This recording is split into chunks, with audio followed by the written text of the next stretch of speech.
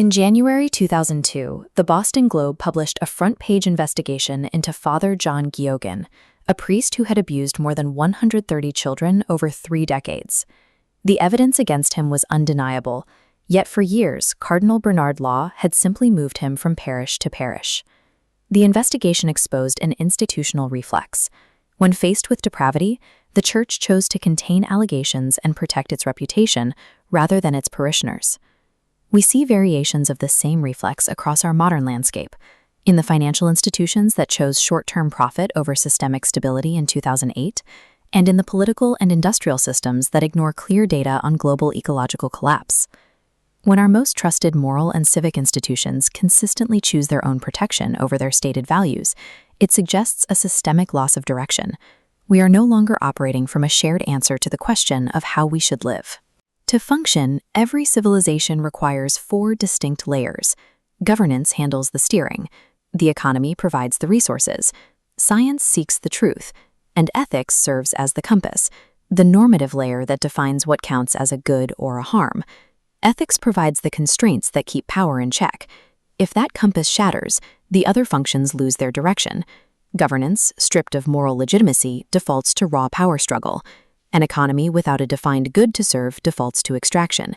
And science, unguided by value, becomes a set of powerful tools with no inherent aim.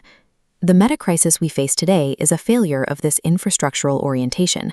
Our technical and economic capabilities have outpaced our collective ability to agree on what they should be for. For most of history, religion was the primary technology for moral coordination. It used shared rituals, sacred calendars, and moral exemplars to help millions of strangers cooperate beyond their immediate kinship groups. But in modernity, this shared authority fractured.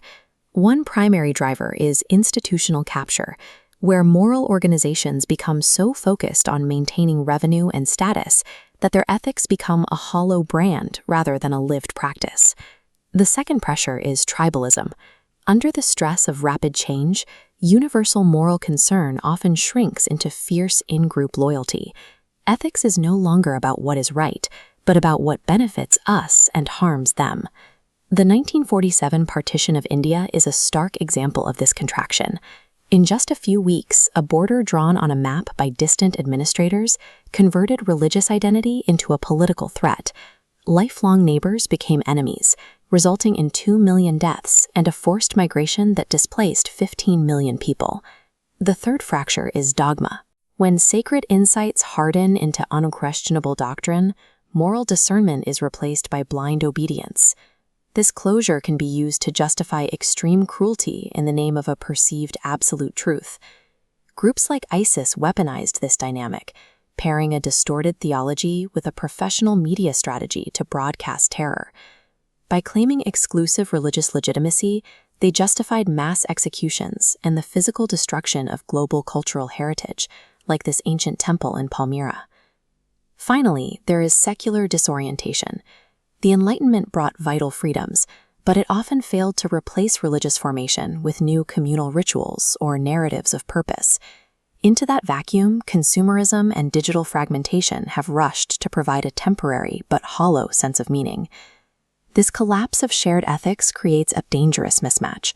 Our technical power is growing exponentially, while our moral intuitions remain tied to our ancient past.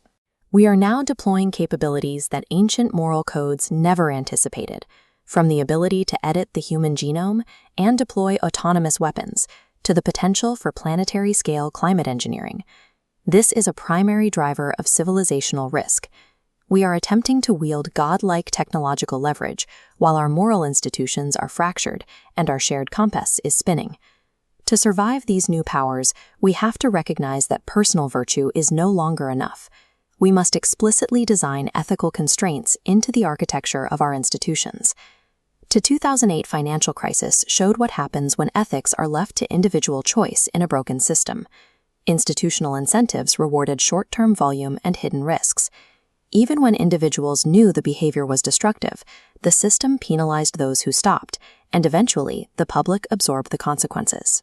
In contrast, the Montreal Protocol shows how institutional design can force an ethical outcome.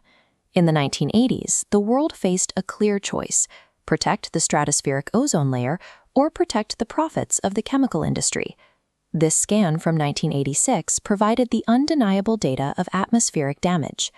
The protocol worked because it established binding emissions targets and trade restrictions, aligning ethical responsibility with economic interest to make planetary cooperation the only viable path.